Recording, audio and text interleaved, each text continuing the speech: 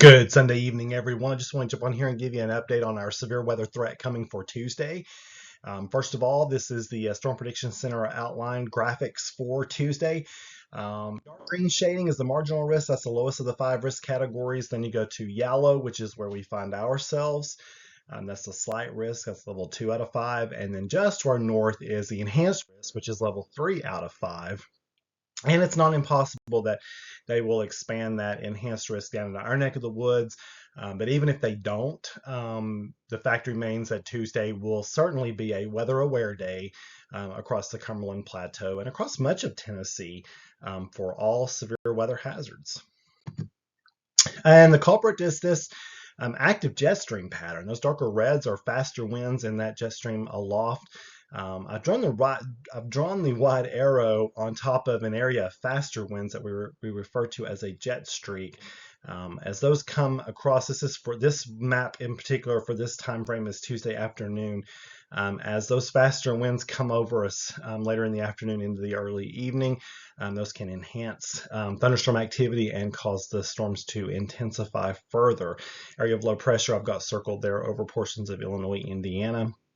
And with that position where it's at, that would draw in southerly to southeasterly winds into our neck of the woods.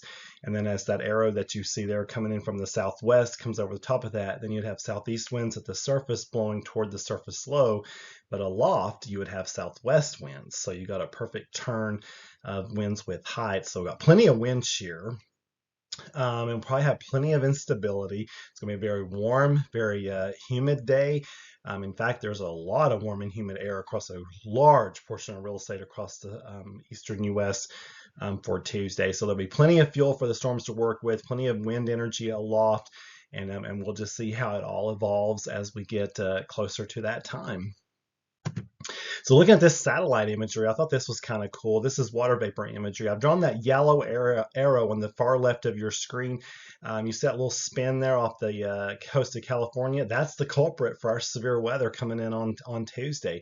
So we'll be tracking that spin as it comes on across and interacts with that very active jet stream that you see there coming into the southern plains. And very typical April situation where we'll see a collision of air masses, and with all the energy that we have in the atmosphere and here at the surface, could see some very potent thunderstorms.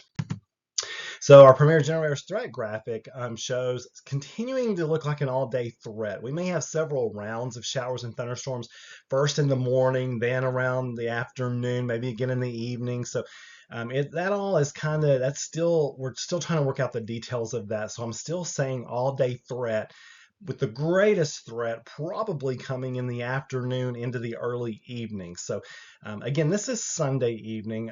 By tomorrow evening, we'll probably have a better handle on exactly how it's going to all evolve. So stay tuned for updates. But again, these are threats that are not to take too lightly, for sure. We're in the medium for almost everything except for flooding, and it's not impossible that these risks could increase further as we get closer to time. So stay tuned and check back for updates. So looking at our 5-day forecast, it's always brought to us by Clearview Closet and Blind. You see those cloudy conditions on Monday. Monday we're fine, highs in the mid 70s. Maybe an isolated shower, maybe a sprinkle, southwest winds 10 to 15, gusts to 20. Tuesday is the weather aware day. That's the day where we can see strong to severe thunderstorms, highs in the low 70s, southwest winds gusting to 30. Cold front moves through, and you can see there by Wednesday, Thursday, and Friday, we are much cooler. Still windy, but those winds are out of the northwest, so there'll be a chill in the air, that is for sure. But we'll deal with this severe weather threat on Tuesday, and then we'll talk about frost for Wednesday night, Thursday night, and Friday night. So this system means business. It's going to bring a big air mass change, and the battle of that change will take place on Tuesday. I have severe weather tips on my website, meteorologistmark.com.